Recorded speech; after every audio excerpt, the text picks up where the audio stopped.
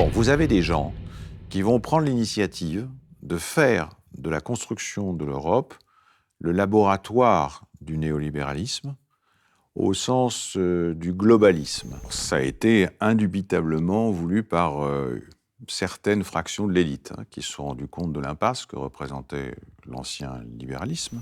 C'est que les gouvernements se succèdent, les pratiques peuvent varier d'un gouvernement à l'autre, mais la logique des pratiques, elle, reste inchangée. Ce qui a été désigné pour les besoins de la campagne, pendant la campagne, comme étant un ennemi, n'est plus, dans les faits, considéré comme un ennemi une fois le gouvernement installé au pouvoir. Ils sont d'autant plus intégrés au modèle européen qu'ils font preuve de zèle dans la mise en œuvre des politiques néolibérales. Tout à fait, c'est évident. Et donc on en profite à ce moment-là pour se saisir de la crise comme une occasion de renforcer la réglementation entre guillemets néolibérale, et pas du tout comme une occasion de la tempérer ou de la modérer, pas du tout. Les gens de Bercy, c'est un État dans l'État. C'est vraiment des hauts fonctionnaires qui sont capables d'en imposer aux gouvernants eux-mêmes. L'entrepreneuriat deviendra le modèle à partir duquel penser le fonctionnement interne de l'État. On vous enjoint de choisir dans des situations que vous n'avez pas choisies. Et on considère que l'adaptation, c'est une vertu de celui qui doit choisir dans une situation qu'il n'a pas choisie.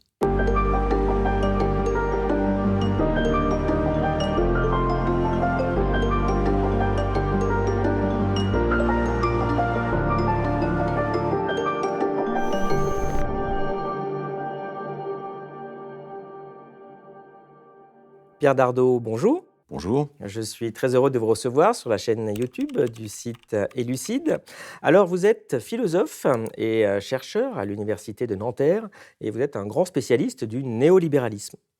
Vous êtes notamment l'auteur de La nouvelle raison du monde que vous avez coécrit avec Christian Laval. Alors, le mot néolibéralisme est très souvent employé aujourd'hui, ça devient même parfois un peu une tarte à la crème, mais en réalité, c'est un système qui est souvent très mal compris.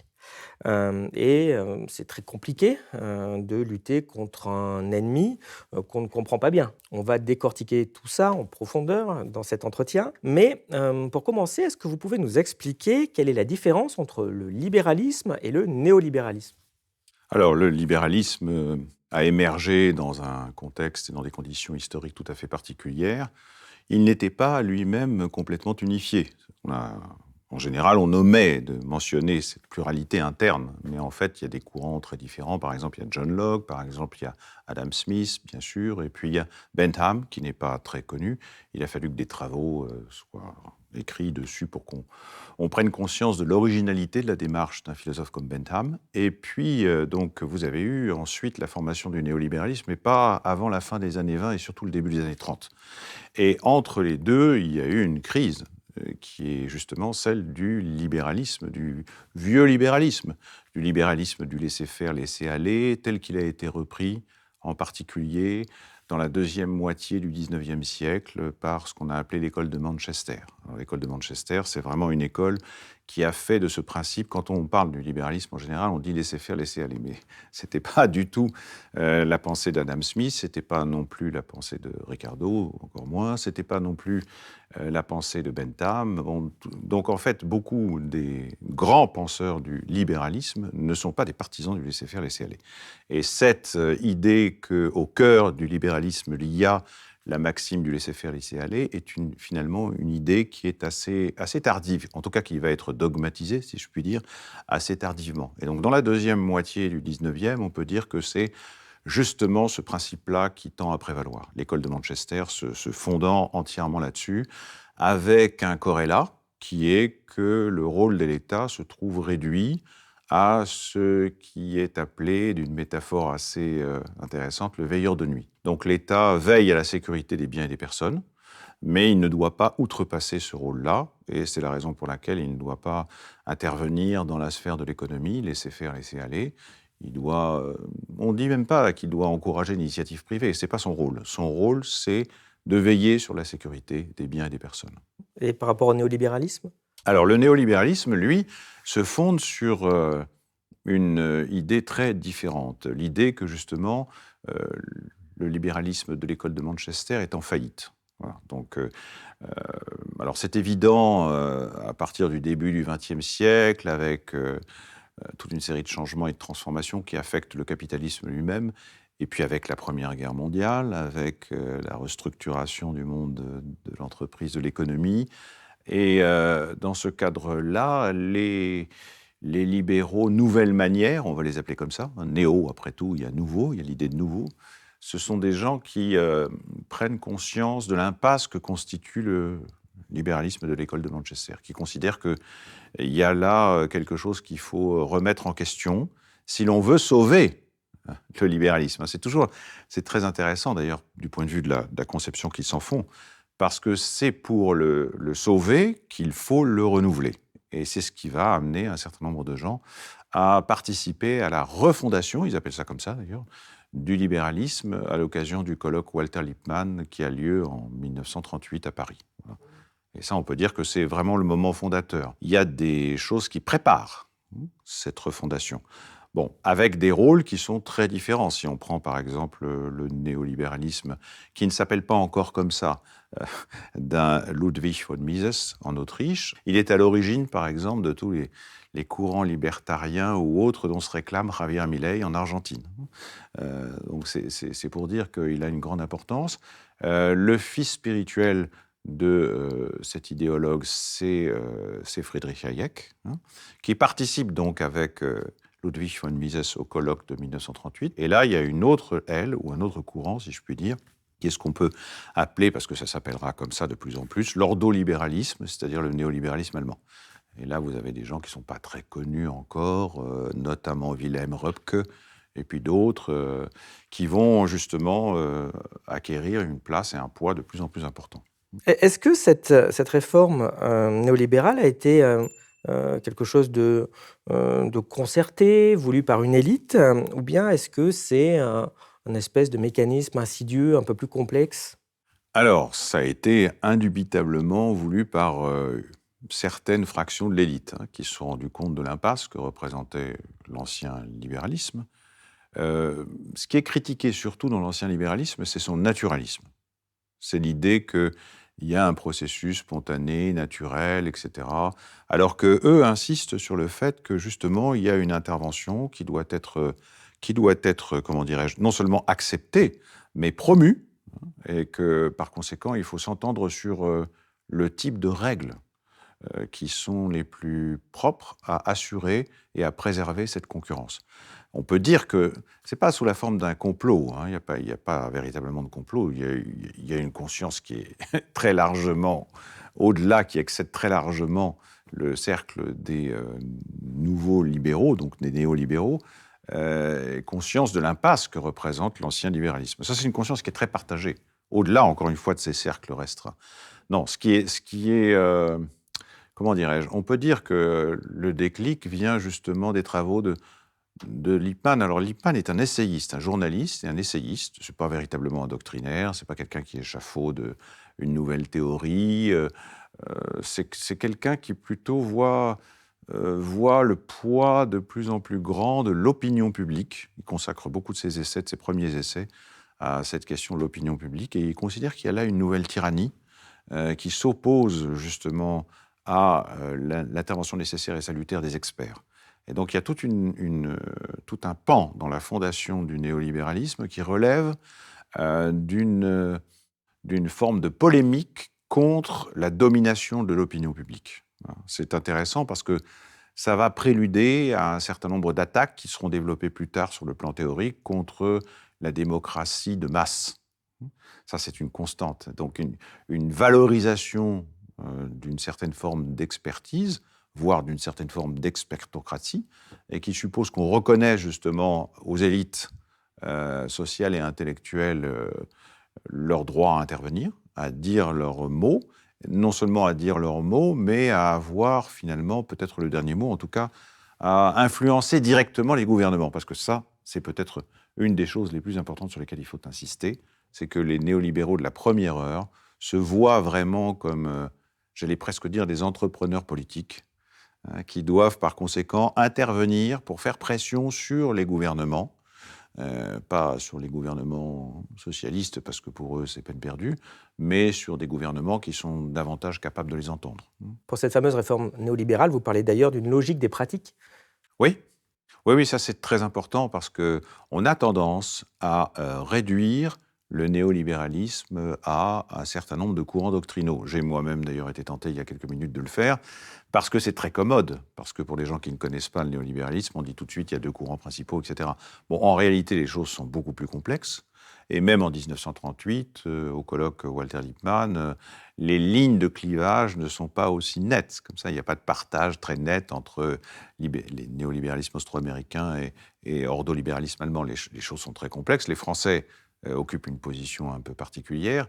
Mais entrepreneur politique, oui, parce que je crois qu'un des mérites de l'approche de Foucault, lorsqu'il prononce son cours sur la naissance de la biopolitique en 1979, c'est justement d'insister sur les pratiques, d'insister sur la façon dont les néolibéraux réfléchissent aux pratiques gouvernementales, en termes de pratiques gouvernementales. Donc logique des pratiques, oui, tout à fait. Ce qui fait que s'il y a une unité, finalement, du néolibéralisme, elle n'est pas doctrinale. On y reviendra, mais sur le plan des doctrines, il y a beaucoup de choses qui les séparent, et même parfois des choses difficiles à surmonter. Mais en revanche, il y a quelque chose qui relève de ce qu'on pourrait appeler une unité stratégique. Voilà. Il n'y a pas d'unité doctrinale, il y a une unité stratégique. Et ça, c'est quelque chose de très important. C'est-à-dire qu'ils se définissent toujours par rapport à un ennemi. Ils doivent identifier cet ennemi, construire discursivement la figure de cet ennemi, mais c'est à partir de là qu'ils parviennent justement à s'entendre. C'est important pour comprendre ce qui se passe aujourd'hui avec la construction d'une internationale d'extrême droite. Si vous aimez cette chaîne et notre travail, pensez à vous abonner et suivez-nous sur elucide.media. En plus de garantir notre indépendance, en vous abonnant à notre site, vous aurez accès à tous nos contenus, analyses graphiques, synthèse d'ouvrages, podcasts, entretiens exclusifs et articles quotidiens. On compte sur vous. Mais dans ce contexte, on pourrait penser que ce néolibéralisme fonctionne grâce à une propagande. Mais si c'était juste ça, parce qu'elle existe, mais si c'était juste ça, ce serait assez facile de lutter contre. On essaierait juste de faire une contre-propagande. Mais vous montrez que ce néolibéralisme a eu pour effet de transformer profondément nos sociétés. Vous parlez d'un fait social total. Qu'est-ce que vous entendez par là?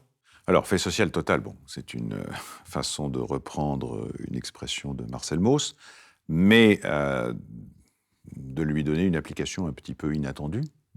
Mais fait social total, ça veut dire que ça ne concerne pas uniquement l'idéologie ou la politique de certains gouvernements. C'est-à-dire que je me souviens très bien que dans le contexte de la parution de ce livre en 2009, il était relativement convenu, particulièrement à gauche, de concentrer le tir sur les politiques néolibérales, comme étant justement des politiques de retrait de l'État, et puis de délaisser tout le reste, c'est-à-dire le fait qu'il s'agit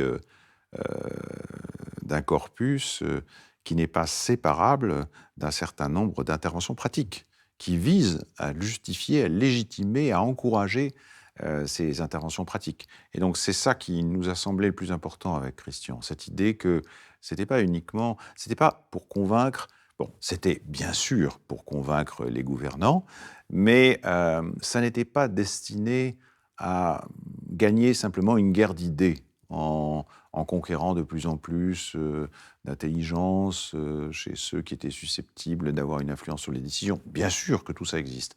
Mais ce qui est très important, c'est que dès le début, il se pose en personne capable justement d'orienter le cours des pratiques.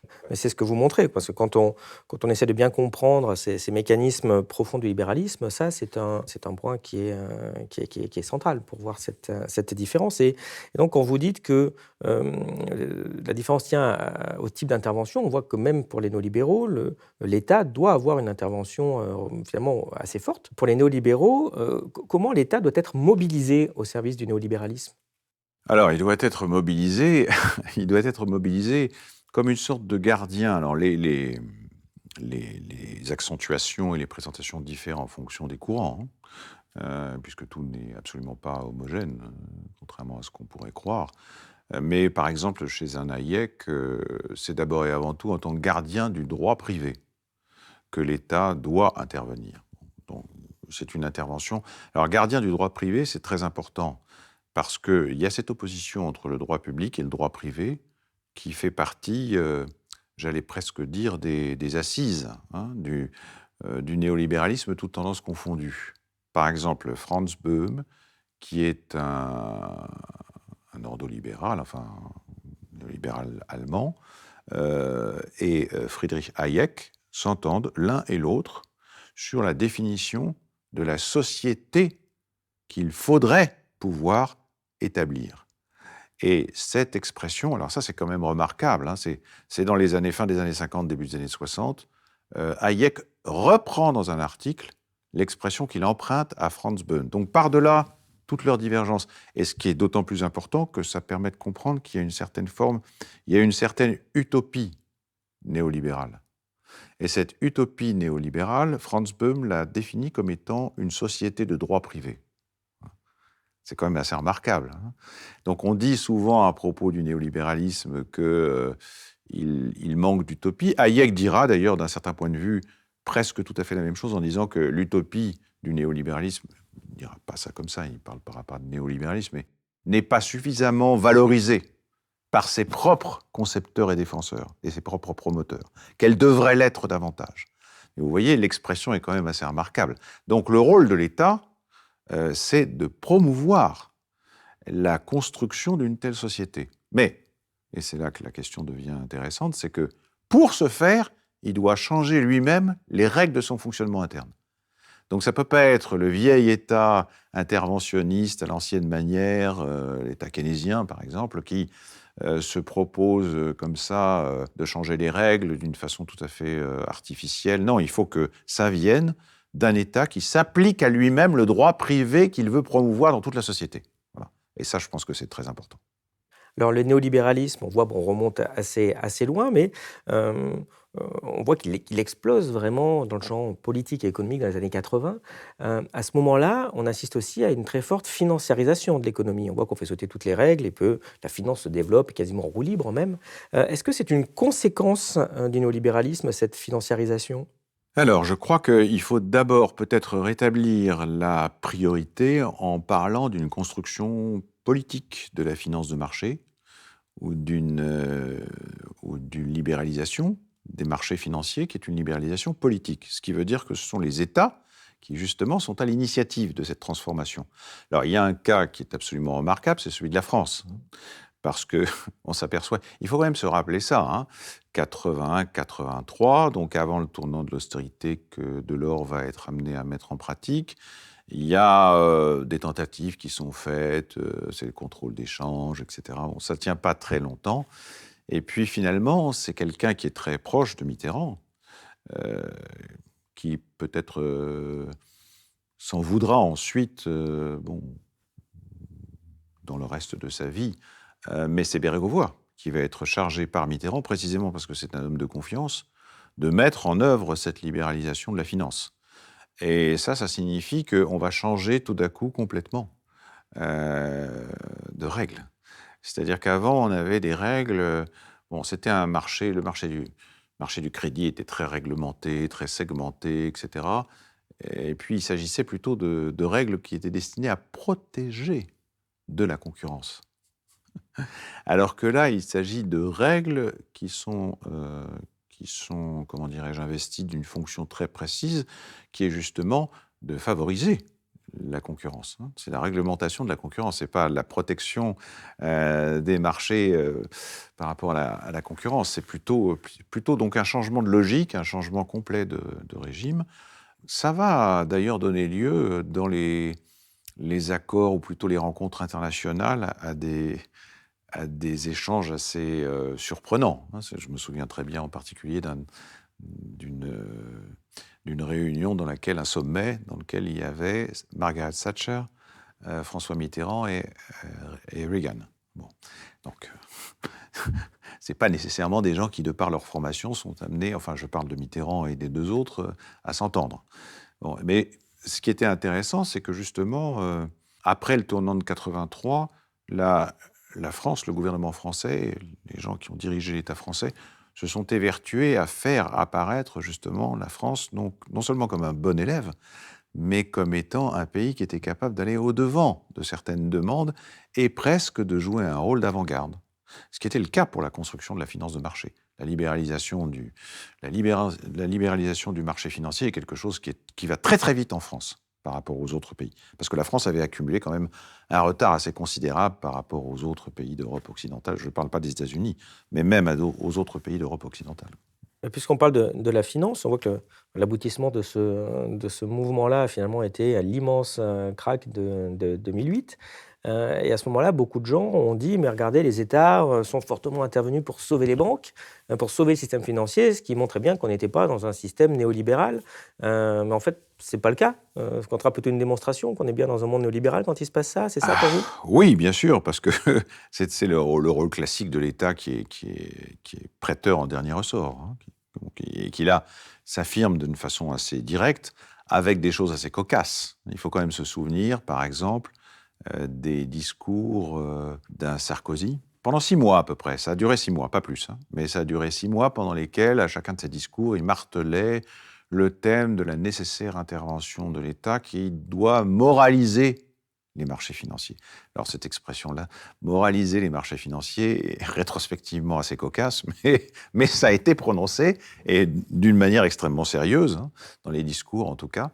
Donc je crois qu'il y a bien sûr pas là du tout quelque chose qui est susceptible de contrer la logique du néolibéralisme. Il y a une manière de prendre en compte les conditions quand même assez urgentes, hein, qui sont celles de la crise de 2007-2008, et il y a une manière finalement d'essayer de se saisir de la crise pour aller plus loin dans la même voie. Ce qui est frappant avec le néolibéralisme, ce qui est frappant en 2008 quand on écoute les discours, au bout de 6 mois, donc, il y a une inflexion qui est donnée, qui tend à dire que finalement, nous n'avons pas été assez loin. Et c'est parce que nous n'avons pas été assez loin, je traduis, hein, dans la néolibéralisation, que précisément la crise est survenue. Donc, il faut encore aller plus loin. Et donc, on en profite à ce moment-là pour se saisir de la crise comme une occasion de renforcer la réglementation, entre guillemets, néolibérale, et pas du tout comme une occasion de la tempérer ou de la modérer, pas du tout. Ça, c'est un point absolument décisif, à mon avis. C'est la crise saisie comme une occasion d'aller encore plus loin sur la même voie, et pas du tout comme une remise en cause de la politique qui a été suivie auparavant. Ça c'est fondamental. Dans vos travaux, on comprend que le néolibéralisme, comme on l'a dit tout à l'heure, a 2 mantras, la concurrence et l'adaptation. Comment est-ce que la concurrence est devenue une valeur indépassable? Alors, elle est devenue une valeur indépassable parce que on a considéré, à la lumière des politiques qui ont été menées, que ça marchait, que c'était la seule chose qui marchait. Hein. C'est une expression qui revient très couramment, d'ailleurs, dans les années 80. On peut dire que de 80 à 90, il y a une sorte de, comment dirais-je, d'expérimentation. Voilà, hein.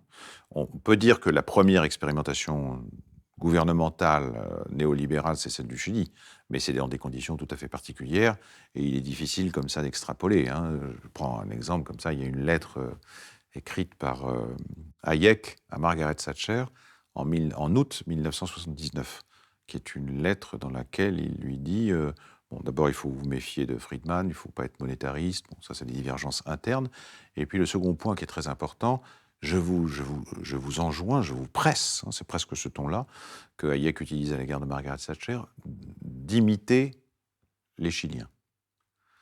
Et Margaret Thatcher répond en disant « mais je ne peux pas, parce que le Royaume-Uni est une démocratie, et je ne peux pas emprunter la voie qui a été empruntée par les Chiliens. » Et cet échange dit beaucoup de choses, hein, sur la façon dont l'expérimentation, voilà, l'expérimentation pratique est jugée, éventuellement recyclée, éventuellement on sélectionne à l'intérieur de cette expérimentation des choses qui vont, pour voir ce qu'on peut étendre, tout en condamnant, par exemple, ce qui est de l'ordre de la dictature, etc. Mais c'est comme ça que ça se passe. Et on peut dire que de 1980...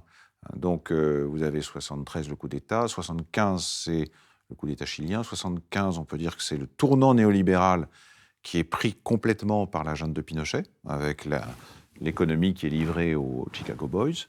Et on peut dire qu'à partir de là, oui, début des années 80, la logique néolibérale commence à s'installer à l'échelle mondiale, avec bien sûr des reculs, des points d'arrêt, des choses comme ça. Mais ça va culminer avec le consensus de Washington, c'est-à-dire à la fin, justement, des années 80, début des années 90. Là, on peut dire qu'il y a des accords fondamentaux, au-delà des divergences d'intérêts, sur le fait que la concurrence est la seule chose qui peut faire marcher l'économie mondiale et l'économie de chaque pays. Voilà. Donc là, on peut dire que... Alors ça fait partie des principes qui sont adoptés à l'occasion du consensus de Washington. On en voit de plus en plus l'aboutissement, qui est un discours qui devient de plus en plus orwellien contre l'État-providence. On nous explique maintenant que le chômage, c'est à cause des indemnités. Et on voit que la concurrence s'est imposée partout. Et en conséquence, les inégalités n'ont fait qu'exploser dans la plupart des pays. Pour vous, c'est quoi le but ultime du néolibéralisme ? Alors, le but ultime, comme je le disais tout à l'heure, je pense qu'il y a un objectif qui est une société il y a deux aspects, en fait, dans cette stratégie du néolibéralisme. Ou des néolibéralismes, d'ailleurs. Mais il y a, premièrement, l'idée d'une guerre contre l'égalité, qui est quelque chose... Ça, c'est le versant négatif. Le versant positif, c'est celui que j'ai indiqué tout à l'heure en parlant, justement, d'un objectif qui serait l'établissement d'une société de droit privé, où le droit public soit sinon supprimé, du moins neutralisé, de telle sorte que l'État lui-même soit un agent qui relève du droit privé, et la société tout entière relève elle-même du droit privé. Ça, c'est l'idéal. Et le moyen pour cela, c'est donc une guerre implacable contre toute forme d'égalité, dénigrée en égalitarisme. On utilise souvent ce terme-là. Donc c'est le nivellement qui interdit de faire droit au mérite individuel. Bon, ce sont des choses auxquelles, malheureusement, on est aujourd'hui très, très habitué. Mais il faut dire que dans les années 80, au milieu des années 80, de 80 à 90, ça n'est pas encore un discours qui est très facile à mettre en place. Il y a beaucoup de résistance parce que la société a été habituée à autre chose. Et donc on peut dire que, ultimement, l'objectif du néolibéralisme, c'est cette société de droit privé dans laquelle, finalement, tout ce qui est règles d'organisation particulières en vertu desquelles certains secteurs de l'activité économique seraient soustraits à la concurrence, tout ça soit complètement banni et balayé. La logique ultime de cette idéologie, mais même un fanatisme de la concurrence, c'est qu'on en arrive à faire en sorte que ça concerne donc l'État, qui doit être soustrait de son rôle de surplombe, je dirais, la société. On voit que, évidemment, avec les réformes, le libre-échange, les États sont mis en concurrence entre eux. Après, on a vu qu'on a privatisé tout un tas d'éléments dont certains relevaient clairement d'un monopole public. On voit que ça ne leur suffit toujours pas. Alors après, on a mis le public en concurrence avec le privé, puis après le public en concurrence avec le public. Comment est-ce que tout ça se passe ? Alors, c'est au début quelque chose d'assez... il y a un tâtonnement, on ne sait pas exactement comment faire, comment vaincre les résistances de la société. Tout le monde a le même mantra, c'est-à-dire précisément la nécessité de vaincre ces résistances et de les surmonter, et donc de faire adopter aux populations un style de comportement ou de conduite qui était totalement aux antipodes de celui qu'elles ont eu l'habitude d'adopter. Et je pense que ça se fait par, par approche comme ça, c'est-à-dire qu'on commence à expérimenter quelque chose, on met en œuvre quelque chose. Bon, ça peut être, je ne sais pas moi, une entreprise publique.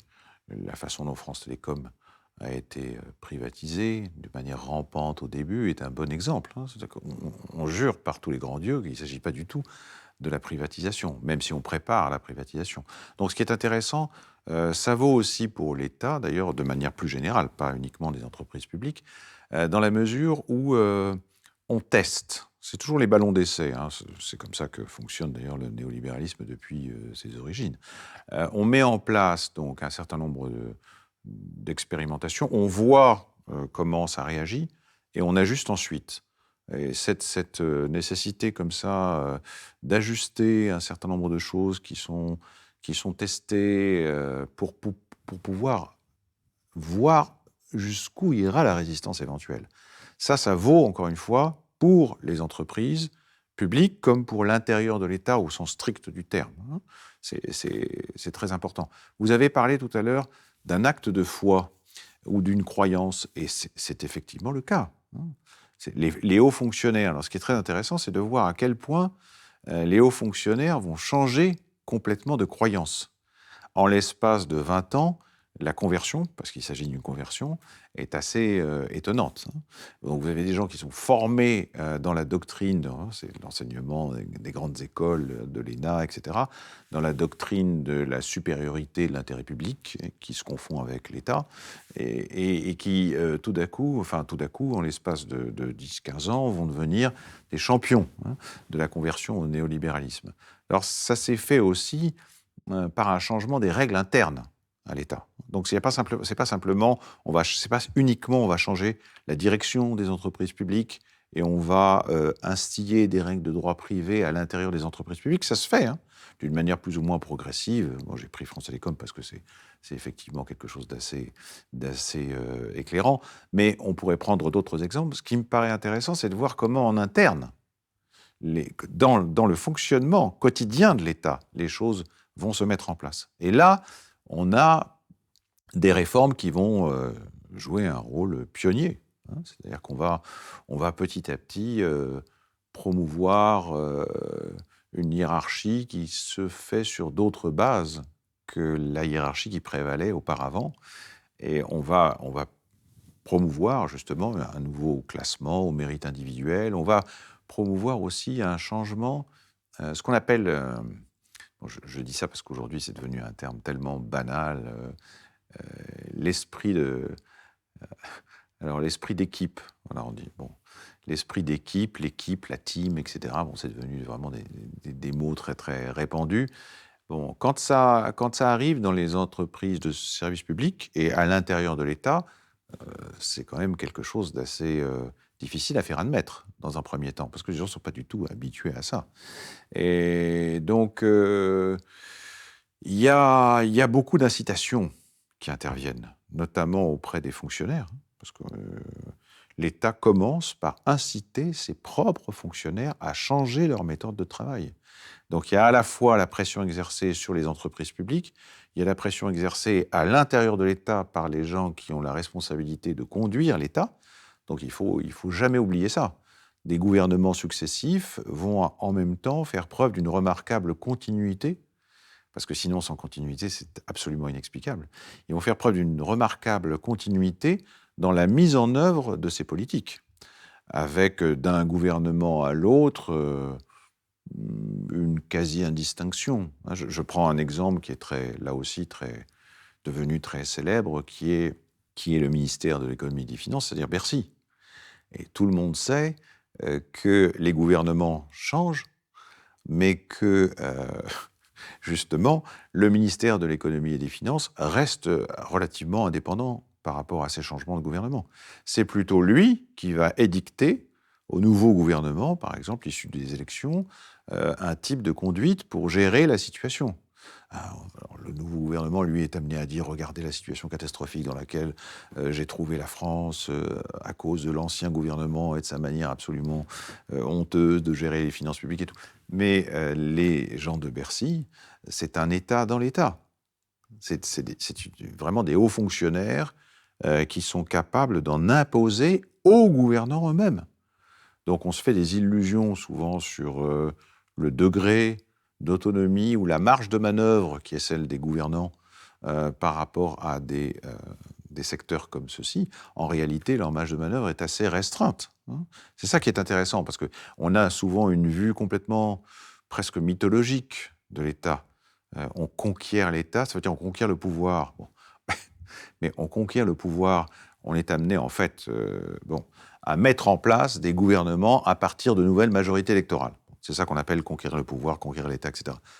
Mais en réalité, c'est la logique à l'intérieur de l'État qui prévaut depuis déjà pas mal de temps, qui tend à l'emporter, y compris sur la volonté de réforme des gouvernants. Voilà, il ne faut pas renverser. Ouais, c'est-à-dire que ce qu'on constate, c'est que le but, c'est pas d'arriver à une disparition de l'État, mais en fait, plutôt d'avoir un État qui est asservi au marché.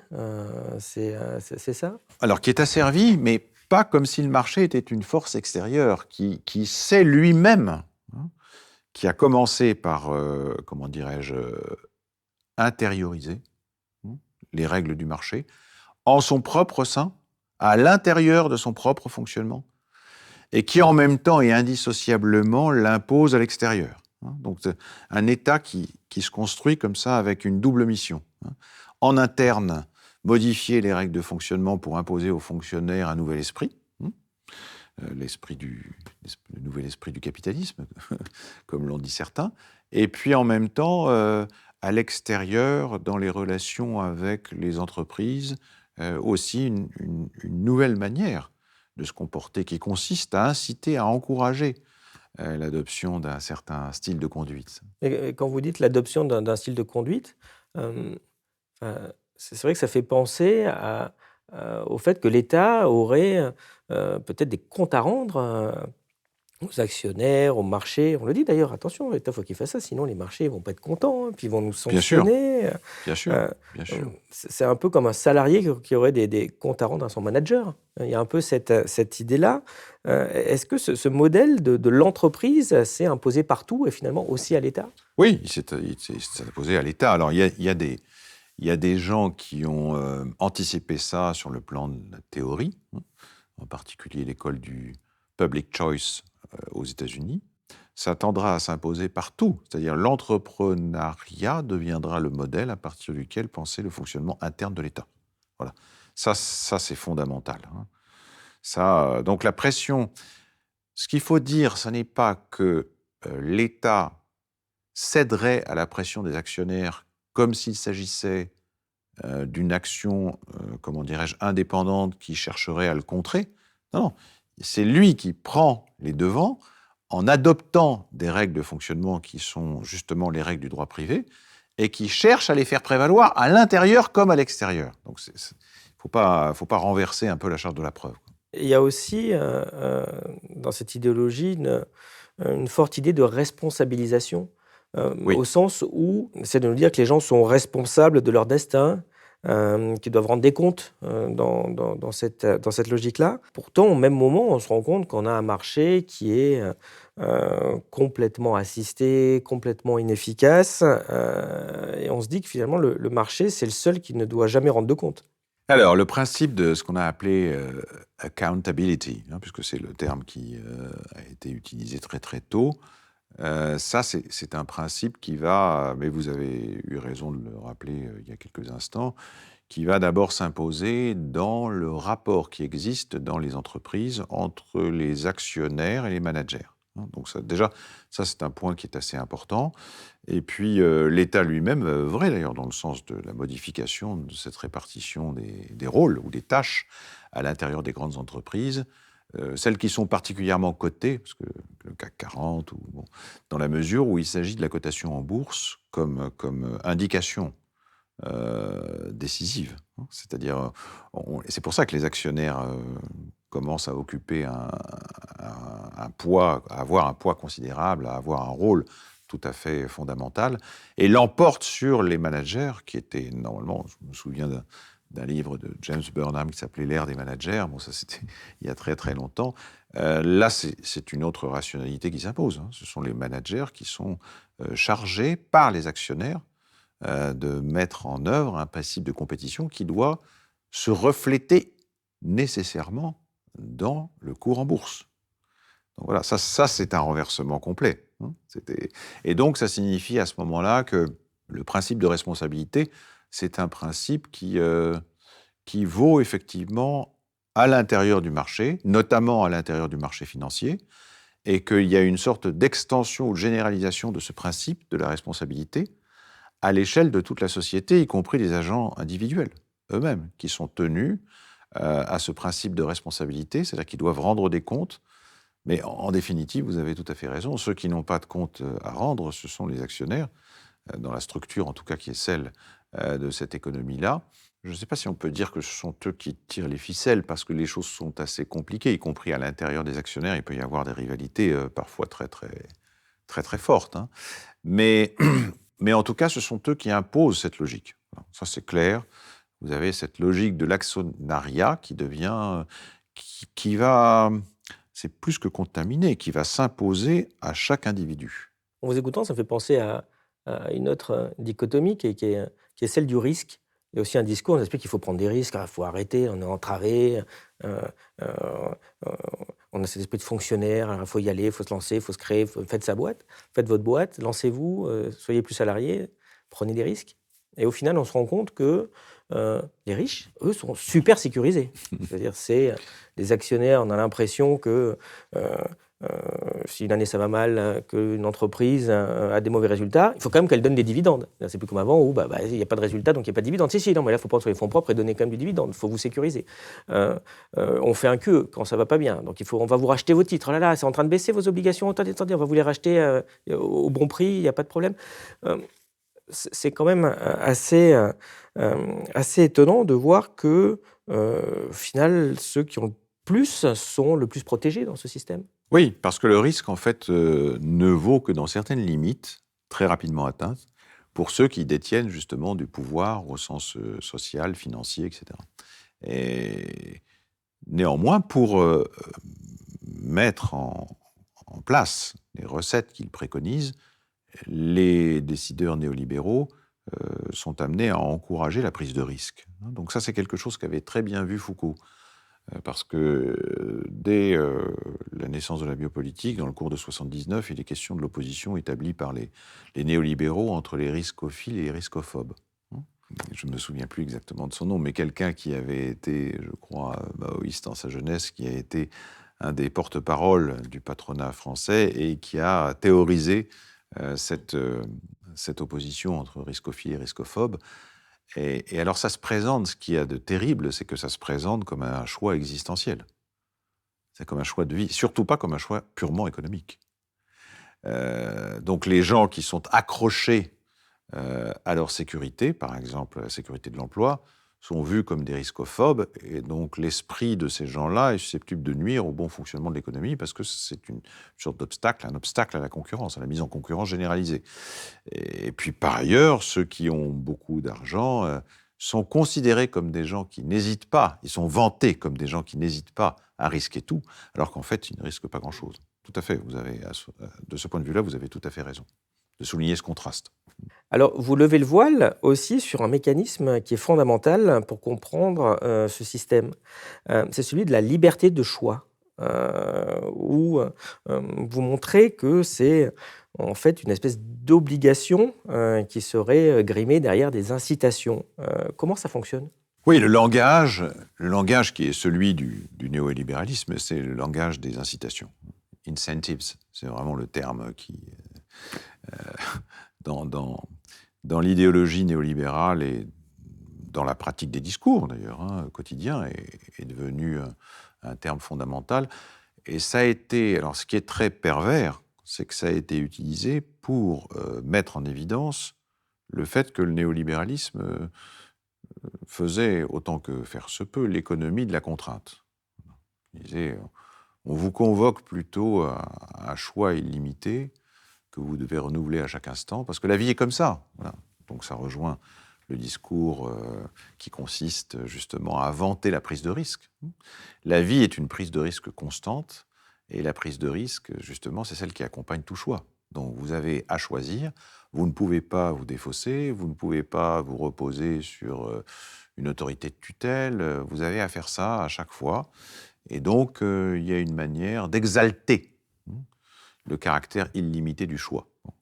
Alors ça, c'est un point qui est absolument décisif, parce que souvent, d'ailleurs, j'ai été frappé la première fois, on a présenté avec Christian, nous étions à Bruxelles, on était invité par une association dont je tairai le nom, mais il y a quelqu'un qui est intervenu en nous disant « Mais vous voyez, ce soir, moi, j'avais la possibilité de faire autre chose que d'aller à cette réunion. Finalement, je suis venu à cette réunion, donc j'ai mis en concurrence C'est deux choix possibles et finalement, j'en ai retenu un. Bon, pourquoi vous dites donc des choses très méchantes sur la concurrence, etc. C'est plutôt salutaire, la concurrence. Bon. Ce qui était intéressant d'ailleurs, parce que on voyait que ça sortait, ça excédait largement le champ de l'économie pour concerner la gestion de la vie quotidienne. Finalement, j'ai toujours à faire des choix. Donc, Et là, il y a quelque chose de très intéressant, à mon avis, à étudier, qui est la façon dont la contrainte qui est sous-jacente au choix se trouve totalement occultée. C'est-à-dire qu'on vous demande en fait, c'est là que ça rejoint le double volet de la mise en concurrence et de l'adaptation dont vous avez parlé tout à l'heure, on vous enjoint de choisir dans des situations que vous n'avez pas choisies. Et on considère que l'adaptation, c'est une vertu de celui qui doit choisir dans une situation qu'il n'a pas choisie. J'aimerais maintenant qu'on s'arrête un moment sur l'Union européenne, qui est un thème, je pense, trop souvent négligé. Comment est-ce que l'Union européenne s'est construite comme un laboratoire néolibéral? Alors c'est une chose un processus assez complexe parce que ce n'est pas le cas au début. C'est-à-dire que il y a la communauté européenne du charbon et de l'acier, et puis il y a le traité de Rome en 1957. Le traité de Rome, je pense que Christian et moi, on hésiterait. Non, moi j'aurais tendance à dire même que ce n'est pas le cas, que ce n'est pas du tout un traité néolibéral en tant que tel. Quand je dis traité néolibéral, ça ne veut pas dire qu'il ne comporte pas des aspects et des clauses néolibérales, ça veut dire qu'il n'est pas néolibéral du point de vue de son aspiration fondamentale. Bon. Donc c'est important à bien considérer. En fait, les choses vont se passer par retouches ou étapes successives. Bon, vous avez des gens qui vont prendre l'initiative de faire de la construction de l'Europe le laboratoire du néolibéralisme au sens du globalisme. On va dire ça comme ça. Il y a un jeune historien américain des idées, Quinn Slobodian, qui a écrit un livre qui s'appelle Globalists, et dans lequel il montre justement ce globalisme de marché, hein, on pourrait dire ça comme ça. Et effectivement, en 57, dans les années 57-60, il y a une sorte de scission qui intervient à l'intérieur du camp néolibéral. Et c'est Quinn Slobodian qui le montre bien. Vous avez ce qu'on appelle les universalistes, et vous avez ceux qu'on appelle justement les constitutionnalistes. Les universalistes, c'est un vieil ordo-libéral, par exemple, comme Wilhelm Röpke. Lui, c'est un adversaire de l'Europe, un adversaire de l'Union européenne. Universaliste, ça veut dire que pour lui, il faut continuer à raisonner à l'échelle globale. Donc, il ne faut pas d'accord qui tendrait à mettre en place des règles spéciales pour une partie du monde qui serait l'Europe. Donc, il a tendance à voir l'Europe par ses frontières externes. Alors que les constitutionnalistes, ce sont des gens qui sont justement, ils sont globalistes, bon, pour l'essentiel, hein, mais ils entendent faire de l'Union européenne justement une sorte de, on peut dire, de laboratoire. Et les choses se passent entre 62 et 64. Alors, on peut dire qu'en 62, vous avez à ce moment-là deux personnes qui sont des commissaires à la concurrence dans l'Europe, hein, qui se construit, et qui préconise de faire jouer à la Cour européenne de justice un rôle constitutionnel moteur. Il considère en effet que cette Cour européenne de justice, qu'il ne faut jamais confondre avec la Cour européenne des droits de l'homme, hein, parce qu'il arrive souvent que les deux entrent en conflit. Mais la Cour européenne de justice, c'est vraiment une cour qui alors apparaît comme étant la gardienne de l'orthodoxie néolibérale en matière de concurrence entre les entreprises. Bon. Et elle va jouer à partir de 62, on va lui donner un rôle de plus en plus important. Et elle va apparaître comme étant une clé de l'Union européenne en construction, en construction, je dis encore, dans la mesure où elle va pouvoir instaurer un rapport direct entre l'individu, le citoyen comme ayant des intérêts particuliers, par exemple comme consommateur, et puis d'autre part, la structure communautaire qui est en construction, qui est celle de l'Europe, qui va devenir donc celle de l'Union européenne. Dans la mesure où le rapport direct, c'est que justement un citoyen qui sent lésé dans ses intérêts de consommateur peut faire directement appel à la Cour de justice de l'Union européenne. Et à ce moment-là, il court-circuite absolument tous les étages intermédiaires. Et il peut instaurer entre lui, donc c'est vraiment une relation directe entre lui comme étant citoyen consommateur et d'autre part l'instance suprême sur le plan de la justice, qui est la Cour européenne de justice, qui doit prévaloir et l'emporter sur toutes les autres logiques. Et là, quelque chose se met en place qui est décisif. Et ça, ce sont les gens essentiellement formés à... Ils essaient de concilier Hayek et les ordolibéraux allemands. Voilà, mais ce sont des représentants de ce qu'on appelle donc les constitutionnalistes par opposition à Röpke et aux universalistes. Mais dans ce contexte, on entend souvent parler de l'économie sociale de marché. Ça veut dire quoi? Et où est-ce qu'il y a du social là-dedans? Bonne question. Question qu'en fait beaucoup de gens en France notamment auraient dû se poser très tôt et qu'ils ne se sont pas posés d'ailleurs. À leur grand regret ensuite, parce qu'ils se sont dit on s'est fait avoir par les Allemands. L'économie sociale de marché, c'est une expression qui vient directement de l'ordolibéralisme. Donc ça, c'est la première chose à indiquer. Quelqu'un comme Friedrich Hayek, par exemple, est très réticent, pour ne pas dire plus, à l'égard d'une telle expression. Justement, ce qui lui paraît fautif dans l'expression économie sociale de marché, c'est social. C'est une divergence qu'il est amené à indiquer, lorsqu'il est amené à écrire des articles comme ça sur les différents internes à ce qu'il appelle le libéralisme, la grande famille du libéralisme. Et lui considère que social implique une concession faite à l'égard de l'idée de justice sociale. L'idée de justice sociale qu'il pourfend. Il a tendance à considérer que c'est le germe du totalitarisme, de l'État autoritaire, etc. Donc, il l'écarte, alors que les ordolibéraux en font très tôt, un de leurs principes fondamentaux. Et ils considèrent que l'économie sociale de marché, c'est une économie de marché, mais qui va, c'est tout au moins ainsi que le comprennent beaucoup de gens, je vais rectifier ensuite, mais je commence par exposer la compréhension qu'on a eue d'emblée de cette expression. C'est une économie de marché, mais qui va corriger ce qu'il y a de plus inégalitaire pour les individus, justement, dans l'économie de marché. Donc une économie de marché qui introduirait un petit correctif en termes de justice sociale. Bon. En réalité, ce n'est pas du tout dans ce sens-là que les ordolibéraux concevaient la chose. Et la société, économie sociale de marché, c'était une économie de concurrence qui n'était pas corrigée par des politiques sociales qui étaient renforcées, une économie de marché qui était renforcée par une armature juridique dont les États étaient les gardiens. Donc c'est exactement à l'envers qu'il faut prendre le problème.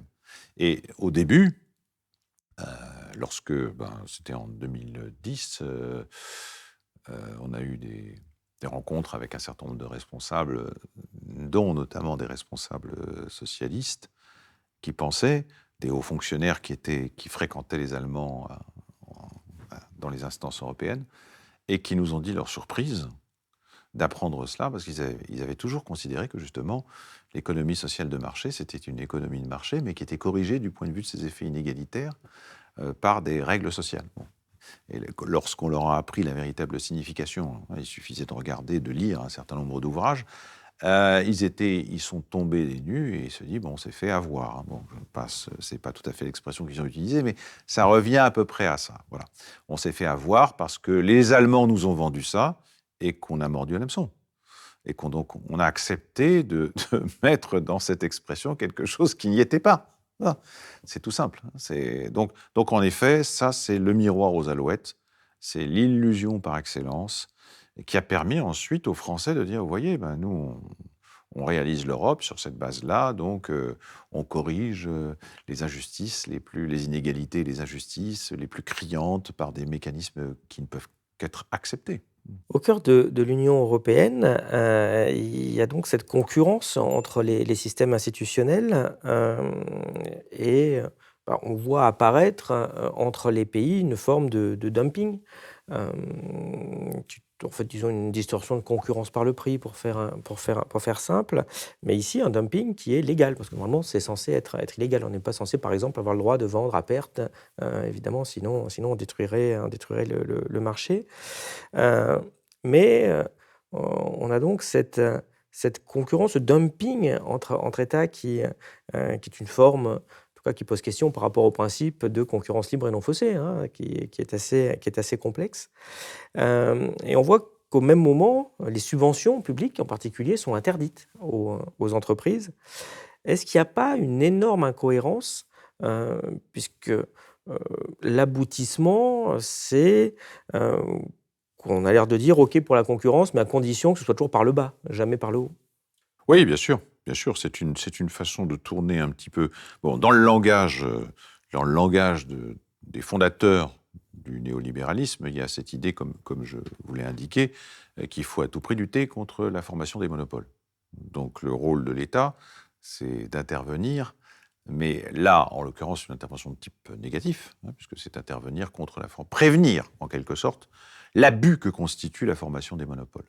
Donc on se dit, c'est au nom du fait que la concurrence libre et non faussée doit pouvoir profiter à tout le monde, et en particulier aux citoyens consommateurs. Ça fait partie de l'idéologie affichée, de la façade, hein. Et c'est toujours la langue qui est celle de l'Union européenne et du néolibéralisme européen. Mais en effet, vous avez tout à fait raison, il y a la question des subventions qui intervient. Et la question des subventions, on s'aperçoit qu'il est assez, comment dirais-je, il n'est pas impossible, en dépit de ce qui est justement proclamé, de tourner les règles pour favoriser certains secteurs de l'économie. Je prends un exemple qui va immédiatement parler à celui qui est un observateur de ce qui se passe en France depuis des dizaines et des dizaines d'années, c'est le nucléaire. Vous avez, je crois que c'est fin décembre 2021, la veille du 1er de l'an, une sorte de circulaire, enfin un texte de la Commission européenne qui est distribué à tous les États et on leur demande de répondre dans un délai de 15 jours. Et c'est la nouvelle taxonomie, c'est-à-dire la nouvelle classification des énergies vertes. Et à ce moment-là, il y a une proposition à l'intérieur du texte dont il faut connaître un petit peu la généalogie pour comprendre à quel point c'est savoureux. Cette proposition, c'est d'intégrer l'énergie nucléaire et le gaz dans la nouvelle taxonomie. Donc on prend bien sûr les énergies considérées comme vertes déjà et on ajoute ces deux énergies. Bon. En fait, ça a été précédé d'une négociation dans laquelle Macron a joué un rôle tout à fait fondamental. Il a d'abord commencé par faire un voyage que très peu de gens ont noté en Hongrie. Et il s'entend avec Orban, ils arrivent à un accord, dans lequel les principales choses qui sont codifiées sont la politique à l'égard des migrants, la défense européenne et le nucléaire. Avec donc un accord dont il est facile de comprendre la logique sous-jacente, hein, puisque la politique à l'égard des migrants, c'est une façon de dire à Orban, vous pouvez continuer tranquillement à la frontière de la Hongrie, vous pouvez continuer à refouler les migrants comme vous le faites, entre guillemets, si bien et si efficacement depuis quelques années. Moi, je dirais rien. En revanche, défense européenne et surtout énergie nucléaire, ça, évidemment, ça sert les intérêts de la France, dont Macron se veut le gardien. Donc, cet accord-là est passé, et que se passe-t-il après? Il se passe que pour la confection du texte écrit par la Commission européenne, vous avez un donnant-donnant entre la France et l'Allemagne. Parce que la France dit, d'accord, ok, allez-y, on vous accorde cette possibilité pour le gaz, mais en échange, on attend que vous fassiez la même chose pour ce qui est de l'énergie nucléaire. Et ça, c'est quand même, ça donne à entendre la façon dont, paradoxalement, la souveraineté des États nationaux peut continuer à fonctionner à l'intérieur de l'Union européenne. Alors, on a assisté en 2020 à d'immenses plans de relance européens et le fait qu'on ait cessé de respecter la fameuse règle des 3% de déficit a laissé penser à beaucoup de personnes, en particulier à gauche, que ça y est, c'était un premier pas, enfin, vers la fin du néolibéralisme. Est-ce que vous êtes d'accord? Non.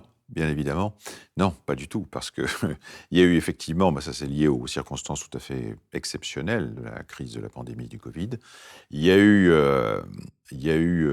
un relâchement, disons, du bridage, qui était en effet celui des règles, ce qui apparaissait comme les règles d'or, hein, de l'Union européenne, mais on est très loin d'une véritable mutualisation des dépenses, parce que l'enthousiasme de beaucoup de gens, en particulier à gauche, venait du fait qu'ils avaient avalé tout cru ou gobé cette idée selon laquelle c'était le début d'un processus de mutualisation des dépenses. Bon, en réalité, quand on regarde un petit peu les choses, on est très très loin d'une véritable mutualisation des dépenses. On a en effet assisté à une sorte de mise dans un pot commun d'une somme qui est extrêmement limitée par rapport aux ambitions que pourrait avoir l'Union européenne. Donc c'est plutôt d'un aménagement lié aux circonstances exceptionnelles qui étaient celles de la pandémie, la crise du Covid ayant encore une fois redonné à l'État un certain rôle, hein, avec ce qu'on a en effet pu constater, c'est-à-dire une remise en cause des limites, la barrière des 3% dont vous faites état. Mais est-ce que ça a préludé pour autant à une remise en cause de la logique néolibérale de l'Union européenne ? Non, pas du tout. On le voit aujourd'hui. On le voit aujourd'hui où c'est particulièrement manifeste. Parlons politique, justement, et gouvernance. Pourquoi est-ce que les alternances gauche-droite n'ont rien changé à cette rationalité néolibérale, comme vous l'appelez ? Eh bien, précisément parce que, comme vous l'avez dit, comme vous venez de le dire, en rappelant un des termes les plus importants de l'ouvrage qu'on a écrit en 2009 avec Christian, c'est d'une rationalité qu'il s'agit, et pas simplement d'une politique économique. S'il s'était agi d'une politique économique, alors on comprendrait difficilement, hein, parce qu'un gouvernement a toujours tendance à prendre des distances à l'égard de son prédécesseur et à dire « je ne referai pas les erreurs que mes prédécesseurs ont commises ». Mais là, en l'occurrence, il s'agit d'une rationalité, c'est-à-dire d'un effet auto-entretenu des pratiques. C'est-à-dire que les gouvernements se succèdent, les pratiques peuvent varier d'un gouvernement à l'autre, mais la logique des pratiques, elle, reste inchangée. Et dans cette mesure-là, vous avez un effet presque de cumul. Hein, vous avez un effet de ce qu'on appelle auto-entretien avec Christian, c'est-à-dire que les réformes les politiques qui ont été menées les années auparavant ont produit des effets qui obligent les nouveaux gouvernants, par exemple de gauche, à renforcer le chemin qui a été emprunté plutôt qu'à le remettre en question pour en changer. Et donc ça, c'est quelque chose de très important à comprendre. Sinon, il est assez difficile de comprendre pourquoi des gens qui, au départ, je prends Hollande, elle a fait la fameuse déclaration du Bourget sur « mon ennemi, c'est la finance ». Et là, on voit effectivement que très peu de temps après son installation, il n'en est absolument plus question. Ce qui a été désigné pour les besoins de la campagne, pendant la campagne, comme étant un ennemi, n'est plus dans les faits considéré comme un ennemi une fois le gouvernement installé au pouvoir.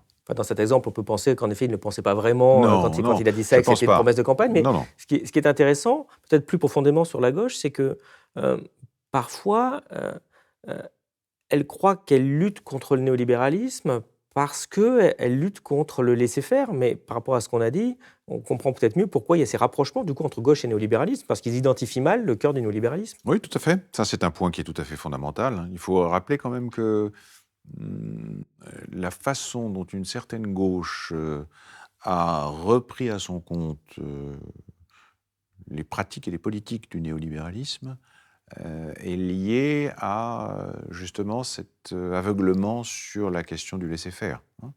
C'est-à-dire que vraiment, à partir du moment... C'était Jospin, je me souviens des discours de Jospin. Bon, après...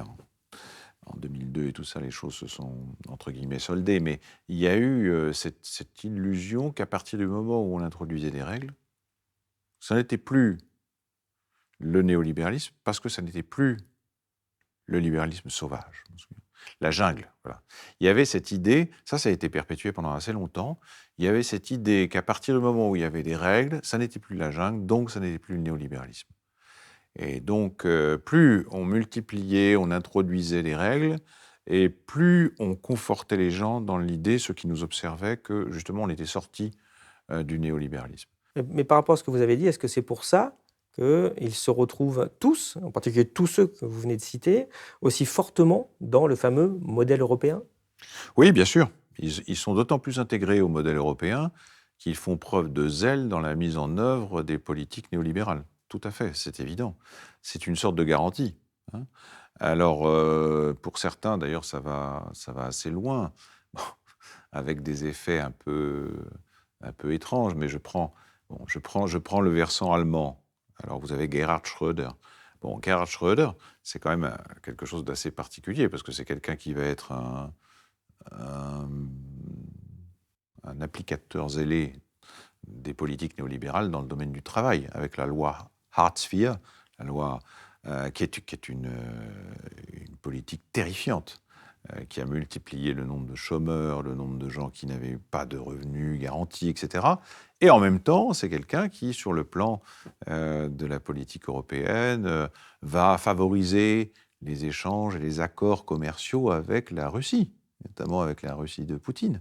Donc vous voyez, c'est assez étrange, mais en même temps, d'un certain point de vue, ça n'a pas semblé choquant aux dirigeants européens de l'époque. Il faut quand même se souvenir de ça, parce qu'aujourd'hui, rétrospectivement, après 2022, bon, on se dit que quand même c'était gros comme couleuvre à avaler, pourtant ça l'a été. Hein. Oui, vous citez les fameuses wars, qui sont une espèce de guerre, quand même déclenchée aux plus pauvres. Quelle place reste-t-il aujourd'hui pour la lutte des classes ? La lutte des classes me semble être prise dans ce sens-là, c'est-à-dire prise dans un sens assez proche du sens que Marx lui donnait au début. Ça me semble avoir une actualité toujours absolument indépassable. Hein. C'est-à-dire, alors c'est pas l'idée qu'il y a des classes qui sont constituées, par exemple, en fonction du niveau de revenu. Mais ce qui me paraît important, c'est l'idée que les classes se constituent en fait en s'affrontant. Elles ne préexistent pas, hein. Elles voient leurs contours se dessiner précisément dans l'affrontement, dans la résistance à un certain nombre de projets, dans la façon de mettre en œuvre des principes alternatifs. Je ne sais pas, je prends la question des retraites, hein, ça s'est vu d'une façon très criante, et je pense que ça c'est quelque chose de très, très important à comprendre. La mobilisation n'aurait pas pu être aussi massive si précisément il n'y avait pas des choses aussi importantes qui étaient en jeu. Hein. Donc la lutte des classes, oui, bien sûr, hein, ça me paraît être toujours d'une actualité très, très, très brûlante, très brûlante. Vous l'avez dit tout à l'heure, il y a quelque chose qui embêtait un peu les néolibéraux, c'était que les gens résistaient étrangement aux bonnes idées de dérégulation, de baisse des revenus, d'inégalité, etc., etc. Vous vous rappelez que Hayek a inventé le modèle de la dictature chilienne, qui en effet résout ce petit problème syndical. Et en fait, on voit qu'ils sont souvent très hostiles, en tout cas certains très hostiles à la démocratie. Pensez-vous que ça fait sens de se dire en démocratie quand on est dans un système néolibéral ? La question est difficile. Elle vaut la peine d'être posée parce qu'au début, dès le début, il y a une hostilité assez marquée des néolibéraux, des penseurs ou doctrinaires néolibéraux à l'égard de la démocratie au sens parlementaire du terme. C'est-à-dire que ce sont des gens qui se méfient, justement, pour les raisons que j'ai rappelées au début à propos du poids excessif de l'opinion publique et de la démocratie de masse. Il s'agit donc de faire en sorte que la prétendue démocratie qu'ils invoquent soit à l'abri des pressions des masses et des pressions de l'opinion publique. Donc il y a un certain nombre de choses qui ne puissent pas être changées, même lorsqu'il y a un changement de gouvernement. Alors là, on touche à un point qui est assez décisif. Il y a quelque chose qui me paraît être une dimension autoritaire irréductible du néolibéralisme, quel que soit le courant. Et cette dimension autoritaire irréductible, c'est le fait que, justement, on puisse débattre de tout, sauf de ce qui concerne justement la politique sociale et économique, et particulièrement les principes qui doivent fonder cette politique sociale et économique. Donc, par exemple, on ne doit pas soumettre à la délibération collective ce qui relève de la politique sociale et économique. Donc, il y a un côté dans ce qu'il faudrait appeler une constitutionnalisation du principe de la concurrence, du principe de la stabilité budgétaire, du principe de la stabilité monétaire, et de l'équilibre budgétaire. Ce sont justement les trois règles d'or qui ont été réaffirmées dans le cadre de la construction de l'Union européenne. Et ça doit être absolument hors champ. C'est vraiment je ne sais pas comment dire, il y a une décision fondatrice du néolibéralisme, toutes tendances confondues, qui consiste à borner le champ du délibérable. Il y a des choses dont on doit pouvoir délibérer, il y a des choses dont on ne peut pas et on ne doit pas délibérer. Et cette espèce de mise hors champ comme ça, en dehors du champ du délibérable, d'un certain nombre de choses qui sont considéré, à juste titre d'ailleurs, comme fondamental par les néolibéraux. Ça indique quelque chose de fondamental sur le plan justement de l'autoritarisme. C'est pas l'autoritarisme au sens du mode, de la manière de gouverner. Ça peut être variable. Mais c'est la dimension autoritaire qui est liée à la constitutionnalisation d'un certain nombre de principes socio-économiques. Oui, mais est-ce que cette composante autoritaire qui, malgré tout, a quand même tendance à s'affirmer de plus en plus dans beaucoup de pays, et c'était peut-être moins le cas il y a 15 ans, enfin, en tout cas, on l'aurait vu peut-être moins fortement que ce qu'on voit, et y compris en France. Euh, Est-ce que cette composante autoritaire ne fait pas dire que euh, le, euh, le cours naturel du néolibéralisme, c'est de finir en antilibéralisme? Alors, c'est effectivement, oui, c'est une logique de fond. C'est une logique qui n'est pas circonstancielle. Ce qui est circonstanciel, ce sont les formes répressives auxquelles le néolibéralisme peut avoir recours. Parce qu'on l'a vu, hein, dans le cas du Chili, bien évidemment, mais on l'a vu dans d'autres cas aussi, il peut y avoir un recours ouvert à la dictature. Et ça a été dit par Hayek, ça a été dit par d'autres. Hein. Vous avez Hayek, dans Droit, législation, liberté, il y a un développement consacré aux situations de crise et au pouvoir de crise, où il n'exclut absolument pas, il dit il peut y avoir des situations où la logique du marché étant brutalement remise en cause, il est nécessaire qu'il y ait quelqu'un qui concentre tout le pouvoir. Bon. Il écrit ça en 79 et le coup d'État de Pinochet, c'est en 73. Il y a une sorte de justification comme ça, rétrospective de son choix et du choix de défendre Pinochet. Hein. En 1980, il y a une réunion à Viña del Mar des principaux représentants de la Société du Mont Pèlerin, société fondée en 1947, et ce sont vraiment des gens qui défendent Pinochet. Ils disent Pinochet, les Chiliens ont bien fait de faire ce qu'ils ont fait. Et ceci se passe en 80-81. Donc c'est vraiment quand même, c'est pas juste après, c'est plusieurs années après. Donc effectivement, il y a une forte tendance à la remise en cause de la démocratie libérale. On peut dire, c'est pour ça que on a eu tendance au début, dans la Nouvelle Raison du Monde, Christian et moi, à parler d'une rationalité qui était adémocratique. Bon, ça voulait dire, le A privatif voulait dire simplement que c'était indépendamment de toute considération de régime politique. C'est vrai que la rationalité néolibérale pouvait s'accommoder de régimes politiques fort différents. Voilà. Ce qui est dans l'abstrait comme ça toujours vrai. Il y a eu des exemples, il y a toujours des exemples. Il n'empêche qu'il y a une tendance de fond qui est une tendance anti-démocratique. Donc on l'a dit en particulier dans le petit texte qui s'appelle « Ce cauchemar qui n'en finit pas ». On l'a redit dans un ouvrage collectif qui s'appelle « Le choix de la guerre civile ». Bon, il y a quand même, de ce point de vue-là, une logique qui est foncièrement antidémocratique. Tout à fait. Ça, c'est au sens de la démocratie libérale classique, sans aller jusqu'à la démocratie participative. C'est quand même quelque chose qui est une lame de fond aujourd'hui, on le voit. Alors, dans vos travaux, vous insistez aussi sur la manière dont ce système a profondément transformé les individus qui sont appelés à devenir, dans ce cadre, des entrepreneurs d'eux-mêmes. Qu'est-ce que le néolibéralisme nous a fait? Alors, ce qu'il a fait concernant la transformation des individus, c'est en effet quelque chose de très difficile à voir, parce que ça concerne l'intime, ça concerne le fonctionnement subjectif, et en même temps de très massif et de très important, parce que ça a des conséquences sur la conduite quotidienne des individus dans les sociétés néolibérales. Bon, il faut quand même rappeler que l'idée de l'entrepreneur de soi-même, c'est une idée qui vient, ou en tout cas qui a été largement développée à partir de cette idée que chacun est un capital. Et il faut l'entendre vraiment au sens le plus strict, pas simplement a un capital, mais est un capital, avec par conséquent cette idée que de la naissance à la mort, il doit se vouer à la tâche ou à la mission qui est celle de faire fructifier ce capital. Donc, ça veut dire que l'individu se trouve assigné à une tâche qu'il doit reconduire indéfiniment tout au long de sa vie, qui est de faire fructifier ce capital. Donc, ça veut dire de l'emporter, bien sûr, dans la concurrence avec les autres individus qui sont, pour chacun d'entre eux, considérés également comme un capital.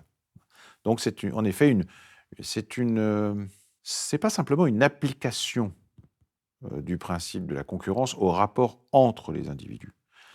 L'individu entreprise, par exemple dans le consensus de Washington, etc., il est question de l'individu entreprise, déjà.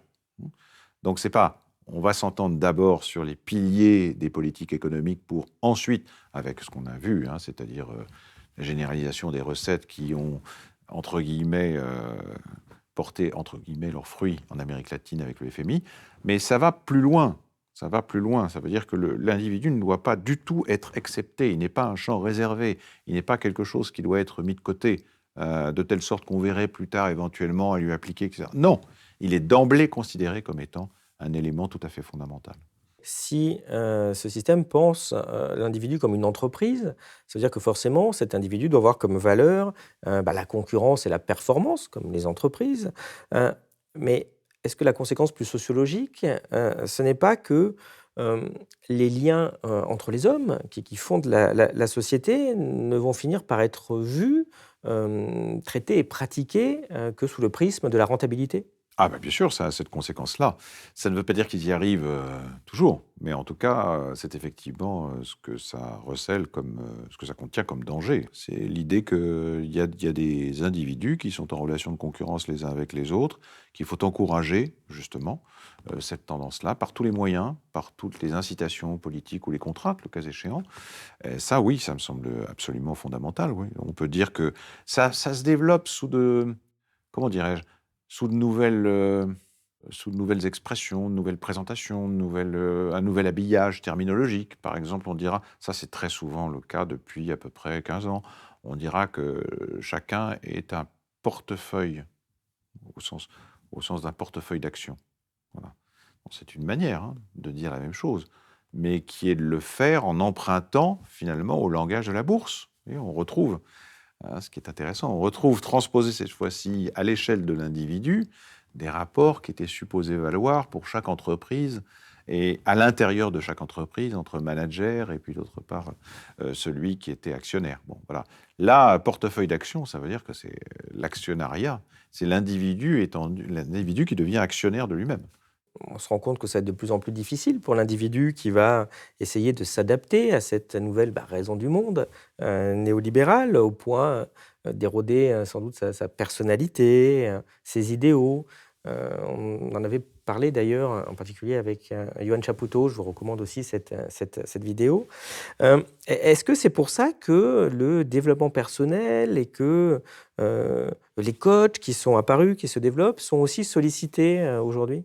Oui, bien sûr, puisque les coachs n'ont de rôle et de fonction que dans la mesure où l'individu est poussé à accomplir au mieux, justement, les performances dont il est capable. Donc c'est lié, de toute façon.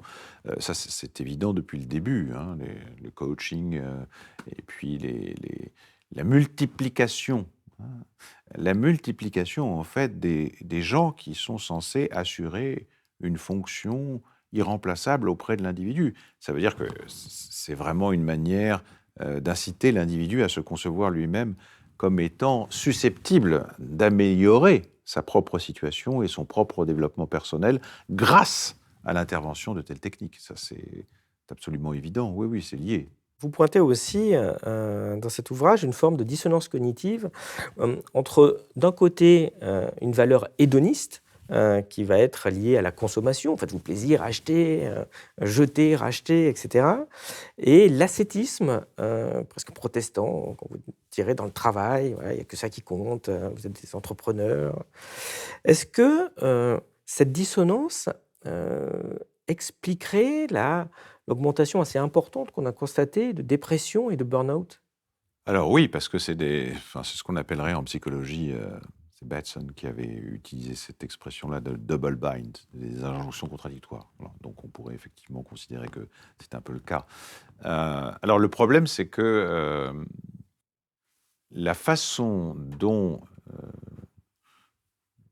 la quête du plaisir, ou plutôt de la jouissance, se trouve présentée, contribue par avance euh, à engendrer des réactions du type de celles que vous avez évoquées, parce qu'il y a quelque chose qui est de l'ordre de l'inaccessible.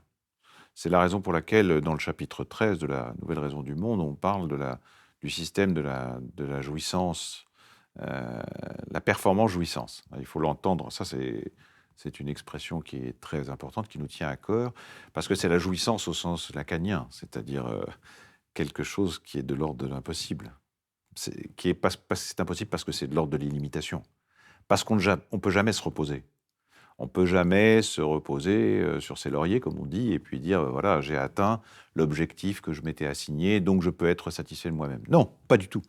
L'illimitation dans la jouissance, parce que l'illimitation, la jouissance, c'est le fantasme d'une complétude, ce qui est évidemment en contradiction avec les limites de l'existence humaine, mais ça n'est pas étonnant que ça produise des effets terrifiants sur les individus, des effets subjectifs terrifiants, qui sont de l'ordre du burn-out, de la dépression, du suicide. Parce que c'est aussi l'individu qui est culpabilisé, qui est rendu responsable du fait qu'il n'a pas atteint les objectifs qu'on ne lui a pas imposés, mais qu'il s'est imposés. Parce qu'il y a toujours plus qu'une ambiguïté, il y a cette façon de présenter, en fait, l'individu comme étant responsable de ses propres échecs. Le discours de l'illimitation, ça fonctionne aussi dans ce sens-là. Donc, on peut se féliciter d'avoir réalisé une performance, mais en fait, on est poussé par toute la logique du système à considérer que cette performance-là est insuffisante. Et donc, on est poussé à aller encore plus loin. Voilà. Le système de la performance jouissance, c'est ça. Donc, c'est une illimitation qui est en complète contradiction avec le fonctionnement subjectif normal de l'individu. Oui, mais en conclusion de cet échange, j'ai envie de vous demander, comme le néolibéralisme a détruit tous nos liens collectifs, en tout cas c'est son objectif, est-ce qu'on n'est pas enlisé dans une forme de nihilisme destructeur? Alors, je ne pense pas qu'il ait détruit tous les liens collectifs. Parce que si c'était le cas, à ce moment-là, la situation serait quasiment désespérée. C'est son objectif, je n'en disconviens pas, tout au contraire. Ce qui se passe, encore une fois, en Argentine est assez éclairant de ce point de vue-là, montre jusqu'où peut aller le néolibéralisme poussé jusqu'à ses extrêmes conséquences, la destruction de tous les corps collectifs, de tout ce qui ressemble à des liens de solidarité, etc. Il n'y est pas encore parvenu, mais il n'en reste pas moins que c'est l'aboutissement de sa politique. Alors un nihilisme, ça peut nourrir un nihilisme.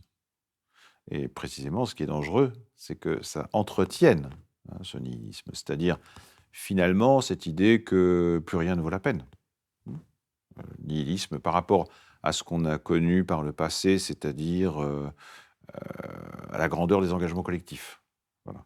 Bon, à quoi bon? De toute façon, on a vu où ça menait, et puis maintenant, que reste-t-il d'autre? Sinon, à tirer le meilleur parti de son existence individuelle dans les limites qui sont celles, justement, tracées par les États et les gouvernements. Voilà. Il y a beaucoup de gens, en effet, qui réagissent de cette manière-là. C'est à quoi bon? La politique n'a plus de sens, il n'y a plus de réaction collective, il n'y a plus de sursaut collectif qui est envisageable. Donc, qu'est-ce que je fais? C'est même pas je cultive mon jardin à la Voltaire, hein, ça va même pas jusque-là. Et donc, il y a en effet une certaine forme d'indifférence à l'égard de l'intérêt public ou commun, j'ose pas dire général, mais qui peut se développer et qui se développe. Hein. Donc, la question est de savoir comment on essaie de contrecarrer ça. On ne peut pas être amené à ressusciter des engagements collectifs sous la forme qu'ils ont pu connaître par le passé. Donc on est obligé d'inventer quelque chose. On est obligé de tenir compte de la situation qui est la nôtre aujourd'hui pour inventer quelque chose de nouveau justement dans les réactions collectives, dans la construction de collectifs. Voilà. Il faut s'atteler, je pense, à la construction de nouveaux collectifs qui prennent une forme différente parce que justement ce ne sont pas des collectifs qui sont liés au patronage de l'État-providence. Parce que ça se retourne en arrière et me semble à moi tout à fait irréalisable. Et en plus, il faut se demander dans quelle mesure c'est souhaitable aujourd'hui. Bon. Donc je ne pense pas que ce soit de là que puisse venir la réponse. En revanche, la construction de nouveaux collectifs, je pense à ce qui se passe sur le plan de l'écologie, avec les soulèvements de la Terre ou avec d'autres d'autres, comment dirais-je, d'autres combats ou d'autres expérimentations. L'articulation, par exemple, entre... Ça m'a paru quelque chose, pour une fois, qui est quelque chose d'assez encourageant. La conjonction entre les soulèvements de la terre et la Confédération paysanne à l'occasion de la dernière mobilisation des paysans, puisqu'il y avait tout, comme chacun le sait, entre la coordination paysanne qui n'est pas réductible à ça, mais qui comporte beaucoup d'éléments d'extrême droite, et puis la Confédération paysanne, difficile de considérer qu'il y ait un terrain commun. Bon. Mais là, je trouvais que c'était très intéressant. Les soulèvements de la terre, c'est vraiment une nouvelle manière de poser la question de l'écologie et d'articuler la question de l'écologie et du social. Et il se trouve que justement, le terrain d'entente avec la Confédération paysanne vient du fait que la Confédération paysanne est elle-même tentée d'expérimenter cette articulation dans les mobilisations entre l'écologique et le social. Donc ça, c'est plutôt quelque chose qui permet d'entrevoir, voilà, si ce n'est une sortie, du moins des échappées. Eh bien, nous arrivons à la fin de cet entretien. Merci beaucoup. Je vais vous poser notre question traditionnelle. Qu'est-ce qui, selon vous, est connu de peu de personnes et qui mériterait d'être connu de tous? Alors, je prendrai un mot que j'ai utilisé 2 ou 3 fois au cours de l'entretien, qui est le mot libertarien, comme adjectif, plutôt que libertarianisme, puisque c'est une doctrine. Mais il se trouve que libertarien est un terme très en vogue aujourd'hui, puisque c'est précisément le terme qu'a choisi le président argentin, Javier Milei, pour se caractériser lui-même, pour se démarquer, parce qu'il avait la ferme intention, quand il s'est présenté à la présidence de la République en Argentine, de se démarquer de ce qu'il appelait la caste politique. En fait, aujourd'hui, il gouverne avec des représentants de la caste politique, dont il est lui-même devenu un des représentants. Et là, on a affaire à quelque chose d'assez atypique. Alors, les gens se sont demandé, mais qu'est-ce que ça veut dire? Pourquoi libertarien? Parce qu'ils n'arrêtaient pas de revendiquer cette épithète en disant « je suis un libertarien ». Bon. Et en fait, en regardant de plus près, on s'aperçoit que le mot libertarien vient... Alors, ça a été c'était quelque chose qui existait dans les mots, en 1946-47, lorsque un idéologue du néolibéralisme l'a fait adopter, parce qu'il s'agissait de lutter contre l'essor d'une nouvelle signification du mot libéralisme. Et tout le monde sait qu'aux États-Unis, quand on dit je suis un libéral, ou vous êtes des libéraux, ou nous sommes des libéraux, ça a une signification qui renvoie plutôt à un combat de gauche. Et c'est un des idéologues du néolibéralisme qui presse les néolibéraux américains pour contrecarrer l'effet, c'est très à la mode, du mot libéraux dans sa nouvelle signification, d'adopter l'adjectif libertarien et donc par voie de conséquence le substantif libertarianisme. Et en 1947, il essaie de faire en sorte que les gens adoptent ça. Et par exemple, des néolibéraux historiques comme Hayek et Mises refusent, parce qu'ils disent que ça sent trop l'anarchisme. Parce que libertarien, c'est très proche de libertaire. Et c'est la raison pour laquelle ils refusent absolument d'adopter ce terme. Mais le terme va faire son chemin. Il va être adopté par beaucoup d'intellectuels américains qui vont ensuite se convertir dans des alliances avec la droite conservatrice, dans les années 70. Il faut savoir, aussi curieux que ça puisse paraître, que les libertariens, dans les années 50, 60, c'était des gens qui étaient opposés à la guerre du Vietnam, et c'était des gens qui étaient farouchement pour le droit à l'avortement, parce qu'ils considéraient que la propriété de soi-même, c'était quelque chose qui ne pouvait pas être ôté à l'individu. Donc ça valait pour les femmes comme pour les autres. Et donc c'est la raison pour laquelle ils ont adopté ce terme, cette épithète.